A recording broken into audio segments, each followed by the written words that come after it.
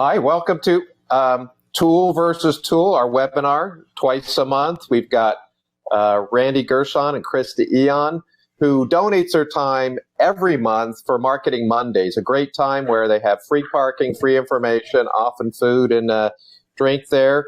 And the place is packed, lots of questions, but they never have time to answer all the questions on all these tools they go and they talk about tactics and strategy and kind of demonstrate the results of the tools, but they don't have time to really go in the tools.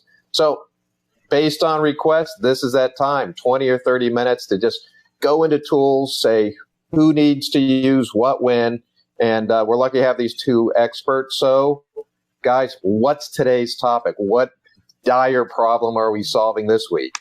Well, we're going to talk this week about why Chris is actually probably pulling up one of the software there. I can see him clicking away. Is databases. Basically, a lot of people ask us, do I build my own database? And if I do, how do I go about that? Or how do I go and get a database to see if my target is big enough for what I really want to do? And so what we're going to face off today is we're going to show InfoUSA, which is one of the major databases that we use. They're one of the what I call the top 5 big databases. And I'll name those for the audience, but we're going to show just one today because we do have a limited amount of time. But you have Axiom, which I call the big dog in the industry. They're the worldwide leader in consumer and business data. I don't remember how many records they have, but it's in the millions. I think it might even be 1 billion at this point. Then you have the 3 credit reporting bureaus where everybody gets their FICO score from. Everybody kind of knows that, your credit score. That would be TransUnion, Equifax, and Experian, who I did some work for actually 2 of those agencies. And then you have InfoUSA, which is another one of the big dogs in the database. And they're really good with the B2B as well as the B2C data. And so Chris and I have used both actually for startup companies. Including doing ones where we captured phone numbers to do dial outs as well as email campaigns and the like. And so with that, I'll actually have Chris pull up the first piece of software. And so, Chris, I'm going to assume we're going to look at InfoUSA first and take a peek at that. Is that where you're at? Yes, it is. Great. I'll let Chris take it from there. And Randy, for the non-marketing let me know types, if you see database, InfoUSA. what we're really talking about is potential leads or potential customers. Correct. This is sizing up either your universe before you even get your company started, who's out there, how many people are potentially your clients, and really how big is the opportunity. So this is a great way, great tools to see that. And I'll let Chris kind of take it from there. And Chris, would be nice if we have time, I think we do, to show both the consumer and the B2B side of this. And this is, by the way, free tool.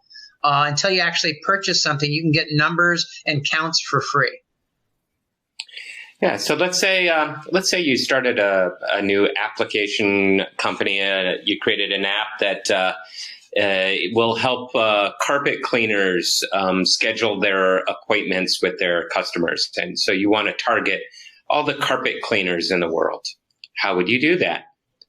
There are many different ways. One is to come to a company like this, InfoUSA.com, and you can just simply download a list of carpet cleaners. Let me show you how easy that is.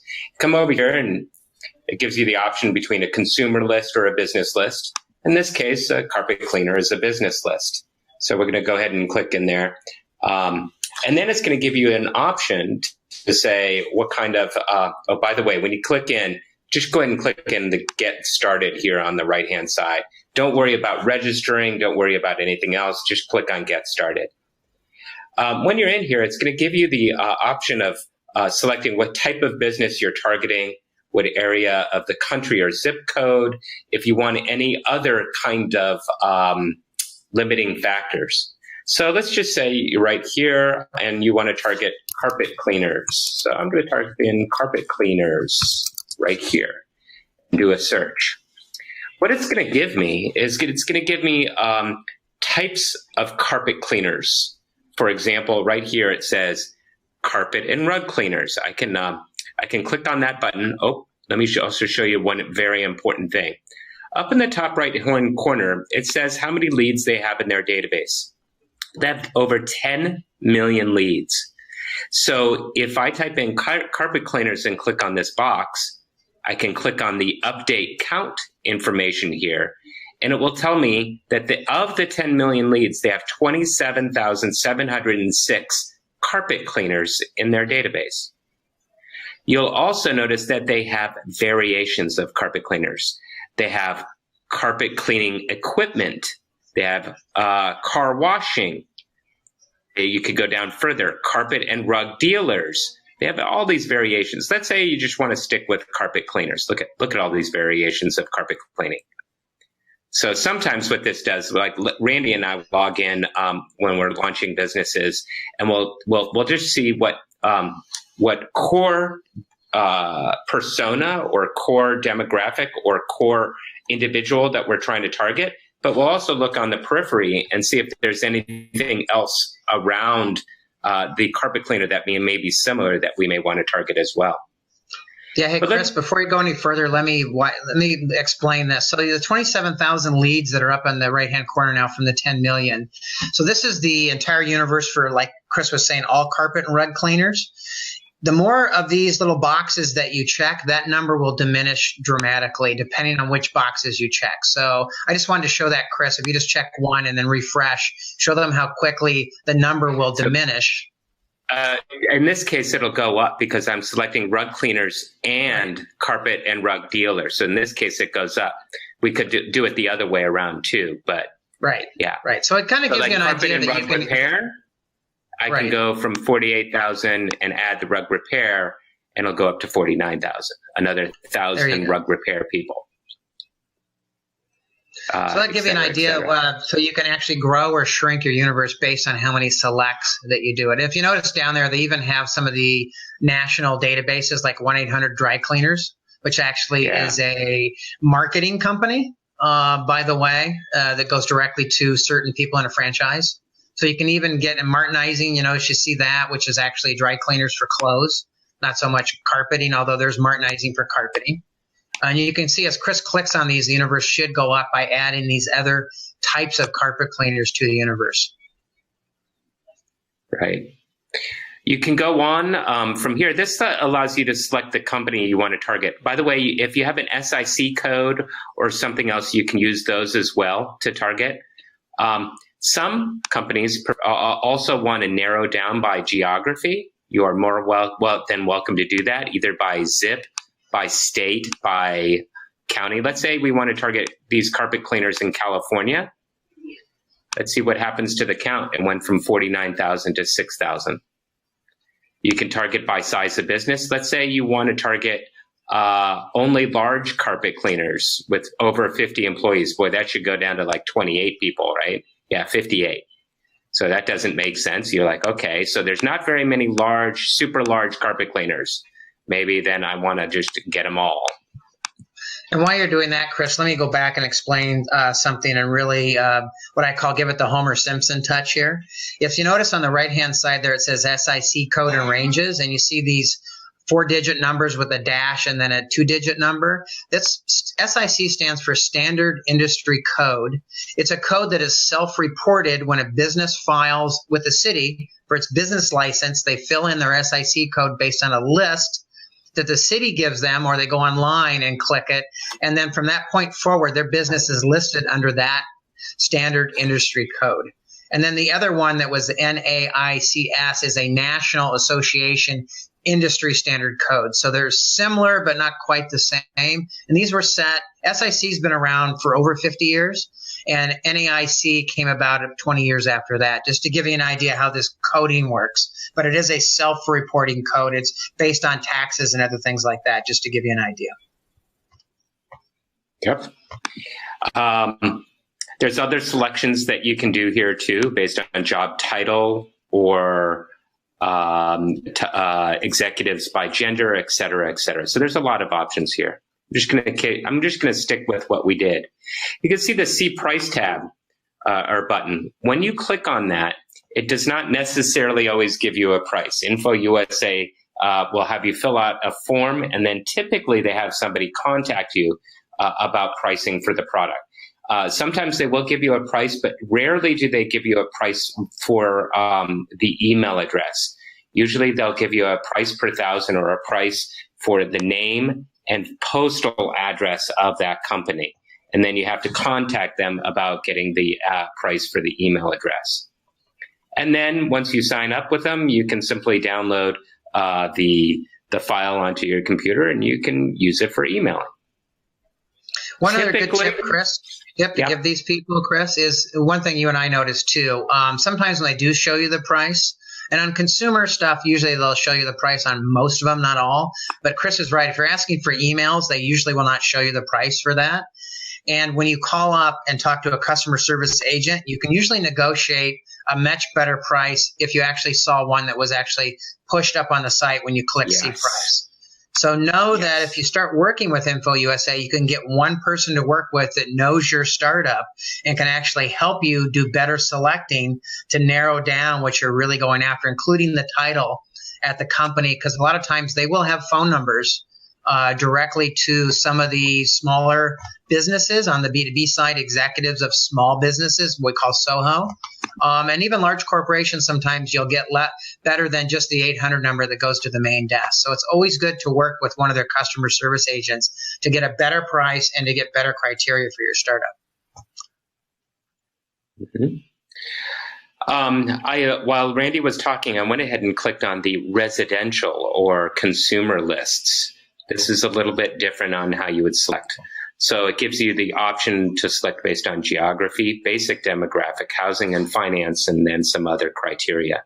For example, if you wanted to target based off of states, let's say you want to target people in California. They have 109 million people in their database, but in California, they have 11 million. Basic demographic, let's say you want 45 to 55-year-old, let's just say individuals that make above $60,000 that are married women, for example. Now this 11 million people in California will now drop to 830,000, okay? You can move on to finance. You could say, okay, I want to target these women, but I want them to own a home that's valued over 800,000 to over a million. That's 400,000 to a million. We want them to be a homeowner, right? Update the count, 400,000. You get the idea. Then you can select housing type, personal finances. This kind of information is really interesting. So you can target whether they're an aggressive investor or not. This is a wealth finder, which is a specific thing that InfoUSA determines to help people target individuals that are offering credit, for example. And even mortgage is added in here. Okay. And then there's some optional other selections. Again, you can press the see price and download the information. Oh yeah, the other has the interest in hobbies, which is always interesting. Ethnic, religion. And you know what else Randy brought up earlier is, let's say you're not even ready to purchase these leads. You just want to see what the counts are. It's nothing for you to just log in and generate these counts. Costs you nothing. So it's an easy way to do it. Now, when you do purchase these lists, let's say you want name, postal address, and email address. You're probably wondering roughly how much that would cost. Typically, databases like InfoUSA and others are roughly 35 cents a name or more. 35 cents to 50 cents, maybe even more a name. Does that sound about right, Randy, for you too? Yeah, that is. And when you start adding email address, the counts will go down because they'll match the emails to the thing, and the price will go up. Yes. So, but the beauty of that is you have a very, very targeted list by criteria, even the hobbies, as Chris was showing you. So let's say you had a brand new cooking gadget. You wanted to target women who enjoy cooking or hobbies are cooking. They own their home. The value of $450 and up, they have a decent sized kitchen, and this would really narrow the list down. And then you want to run an email campaign and a telemarketing campaign. So you can grab both phone number and email. So now you have a really targeted list for your marketing to kick off. And if you're a startup, you can use a lot of this data before you purchase it for your pitch deck. So when you're actually pitching for money, these are accounts that you can actually put in and say, here's the universe, and here's how many people we can target in these areas that we go to, and here's how many in California that we're going to test. So you can say, here's the U.S. population of my criteria, here's the California population we're going to test, and we're asking for X amount of money to test California. And that'll kind of give you an ad lead. And you can see the criteria there that what we selected so far is 131,000, almost 132,000 leads. And do you have email checked on this, Chris? Because if you don't, you might be able to actually see a price for this one. I don't. So there's possibly, this one actually may give a price for these leads because it's going to be terrestrial, which we call address, their land address. And this one, so they're going to actually ask you to create an account here, and then they're going to connect you with someone to give you some pricing. And again, that's not a bad thing. This actually gives you the ability to get better criteria selection. They'll help you along with this. So you don't have to worry about it being your first time. They're very, very good on the phone. They got great experts on there. And then they'll give you a better price if you ask for it and you tell them what kind of, how you're going to launch this and what you're going to spend. They'll work with you. Now, the way Randy and I have used these leads before is it has a name, a postal address, and an email address is by doing toggle marketing.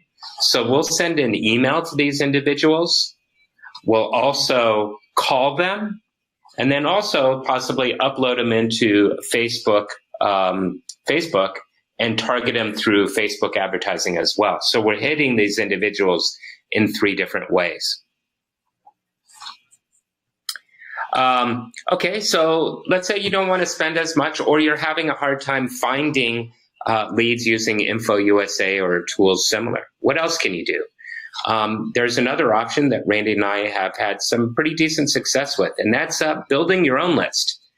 If there is a possible way for you to find a name, an address, and a phone number of your lead online, then you can pay individuals, typically in other countries that have a lower cost per hour, you can pay individuals to do the work for you.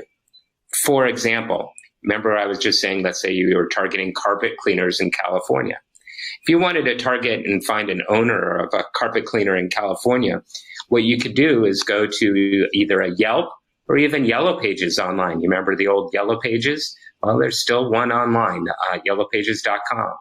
You could type in carpet cleaners. And then let's say you just want, let's just say in Los Angeles. Press enter, and it's going to give you a list, of course, of carpet cleaners right here. Now, it's going to be a lot of work for you to type in carpet cleaners, go here, then click on this link. You can see a phone number, but you still haven't found an email address. How do you find his email address? Well, you got to do some research, right? You got to go over to their website and then find out if there's an email address in their website. Oops, did I see one on that page right here? No. See, there's no email address here. So you may have to go over to the website and then click on Contact Us. That's a lot of work, right? Here's an email address. It's an info@ email address, okay? So another option is that you can use a tool like Upwork.com, which is something Randy and I use a lot. And you can go and you can find a freelancer to do the research for you. For example, if you go to Upwork and you type in internet research, you're going to find individuals that will do what's called email and contact sourcing or internet research. The reason why they type in internet research is because that covers a broader range. And you're going to see names pop up here in the middle. Now, you're going to see the cost per hour vary dramatically. About 2 years ago, you would see the majority of people coming in at around $4 or $5 an hour. Now you're going to see them pay, you're going to roughly pay maybe $10 or $12 an hour right here. So you can see this person, Hilal. He does email and contact sourcing for $10 an hour. Let's say you don't want to pay $10 an hour. Let's say you want to pay less. Click on the filter, and by the way, you should pay less. This kind of work typically is below $10 an hour. So I'm clicking on the filter, and then I change it, And then boom, I'm going to find people that are, okay, it's dropping down. Here's an individual, he does internet research, $4 an hour. What you can do is create a very specific job request. Like right here's one, details. We are trying to capture the following information, and there was an attached spreadsheet to this. Go to Yellow Pages, search for carpet cleaners near Colorado Springs, Colorado. Record the company name and phone number, which is right on Yellow Pages. Then on the company's info within Yellow Pages, try to find the email address. If you see the name, we'll like that as well. If you and you could even say, if it's not on yellowpages.com, go to the website and see if you can find it there, right? Randy and I have done a lot of this. And what we found is that we could acquire a high quality email address for roughly 30 cents a name. Notice how I told you that InfoUSA is 35 to 50 cents a name. And then I just mentioned that doing it yourself is 30 cents a name. Why would I want to do it myself versus using an external source? Well, sometimes you want to build your own database and you want to be in complete control of it and you want to own it. Then that's when you build it yourself. If you are okay using an external database that you do not own, InfoUSA only allows you to use that for a period of time, that database. And there are ways for them to check to make sure you are not using it for more than what you've agreed upon. So that you don't own that database. If you want to build your own and it's a little less expensive, then you can build it yourself. So these are a couple of options to get name, postal address, and email address for you to use. Chris, let me build on that a little bit. So on Upworks, one of the other things to keep in mind with databases that Chris was mentioning, ownership of the data. Let me kind of go into that a little deeper because this is important for especially a startup. And Chris always take this into consideration, is using InfoUSA, I can get all the names for an entire state or city in a single click, talking to somebody on the phone, purchasing it, and usually within 48 hours or less, I get an email with all the names in a database using Excel, comma, separated value, or tab delimited Excel sheet. So I have it all at one time, and I've got a team ready to go to attack that all, and I'm launching massive emails. So that's one way why you would pay a little more, because you're launching a much bigger scale and you've got the money to do so. On Upworks, if you're doing the same thing, we notice that we can build about between 400 and 600 names a week doing what we call this human scraping tool, because it's not a piece of software. And it will the human will scrape the internet, in this case, go to each of the pages, get the email address. Sometimes ping, we'll even have further instructions, say ping info at Bob's Carpet Cleaning, and ask if we can get an email directly to Bob. We have something we want to send him. And sometimes they'll say, just send it to here. And sometimes they'll give Bob's email address out. Sometimes you can call. And so therefore you're getting more data. But with InfoUSA, until you ping that customer and they respond to you, InfoUSA owns the data. The moment the customer responds, now you can put that in your database. So let's say of that 131,000, that one number we were looking at, you're going to have to get an actual relationship, and this is under the CAN spam laws for email. It's also under the DNC do not call list for consumers. You have to build a relationship. It means you have to have talked to them either online or offline. And then from that point on, you own that record. It's called a record of, like, say, Bob's Carpet Cleaning.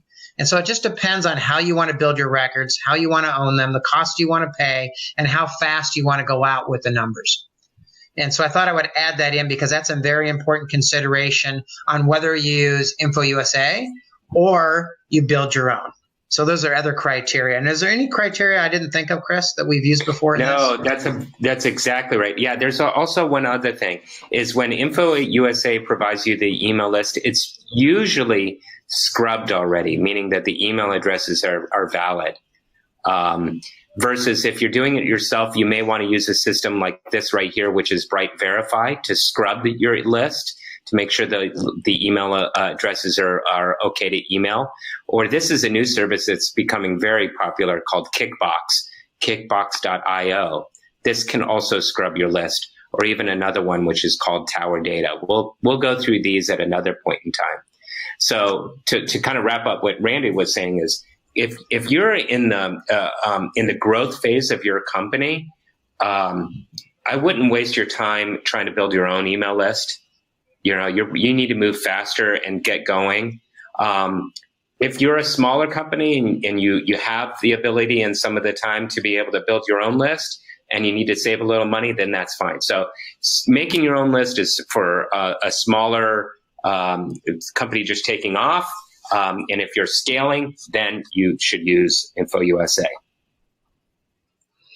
So anyway, I think, Chris, that kind of wraps it up and gives you a really deep dive into 2 different tools that you can use to get a database off the ground. And as Chris mentioned, depending on what stage you're in as a company, will help make the decision and how fast you want to move and what kind of criteria or we call attributes on the record that you're looking for. And we've had success with both. And again, we've used both at different times for different companies. So again, these are great tools. They're mostly free unless you're building your own. There's obviously some cost to that. And the great thing about the InfoUSA is if you're just building a pitch deck in the beginning, trying to get your company off the ground and you don't have money, this is a great way to find out what the universe is before you even get started to say, is there enough prospects or suspects out there that even would even think about my service that I'm offering?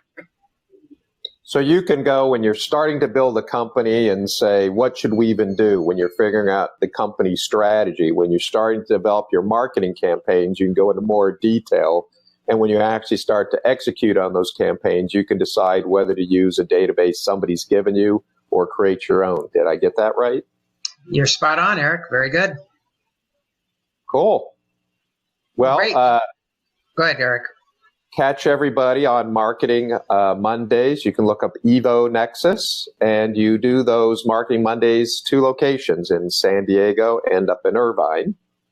Correct. And the next one is on paid search engine. We're going to talk about the changes in Google and Google, not only ad manager accounts, but the whole back end of Google for advertising. That's coming up in Irvine. And Chris, I believe is it this coming Monday or the following that we're doing that? It's this coming Monday, the 20th of March. At the Vine in Irvine. So it's a free event. Again, we serve pizza and drinks there and water, and it's a great crowd. And we answer a lot of your questions and stick around afterwards. It starts at 5 p.m. And with the topic, networking for a half hour, topic for an hour, 5:30 to 6:30, and Chris and I usually hang out for another half hour. So I hope to see you all there. And then, Eric, if you want any closing remarks. Well, of course, Tool versus Tool, live today. It'll find its way onto YouTube. You can look on our YouTube channel, one word, Startup San Diego, Startup Show San Diego, all put together. You can then find it eventually on podcasts. We've started to load Tool versus Tool on the visual podcast. So as long as you can do visual podcasts, that's a Startup Show SD. You can catch our website also on startupshowsd.com. And we'll catch you guys later. All right. Sounds good. All right. Appreciate everybody. Have a great week. And we'll see you at the next Tool versus Tool. Bye-bye for now.